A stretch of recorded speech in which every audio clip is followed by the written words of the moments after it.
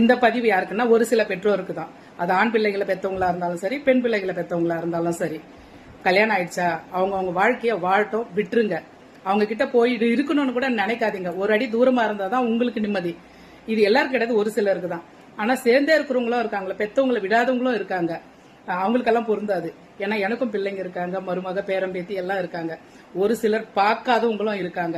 அவங்கள நினைச்சு கவலைப்படாதீங்க. உங்க பிள்ளைங்களே உங்களை புரிஞ்சுக்கலன்னு சொன்னா அப்புறம் பேரம் பேத்தி ஞாபகம் இருக்கு பார்க்கணும்னு எதுக்கு தவிக்கிறீங்க? இத்தனை வருஷம் கஷ்டப்பட்டு பெத்து வளர்த்து இந்த அளவுக்கு வந்துட்டாங்க. அவங்களுக்கு ஒரு வாழ்க்கை உருவான பிறகு உங்களை பார்க்கலன்னா விட்டு தள்ளுங்க. இனி இருக்கிற அவங்களுக்காக வாழ்ந்தீங்க, இனி இருக்கிற காலத்தை உங்களுக்காக வாழுங்க.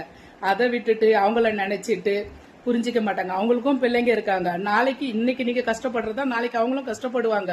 இது எல்லாருக்குமே கைக்கு கைதான். அதை நினைச்சு கவலைப்படாதீங்க. உங்க உடம்ப பாருங்க, நல்லதை சாப்பிடுங்க, சந்தோஷமா இருங்க. நான் சொல்றது சரிதானே?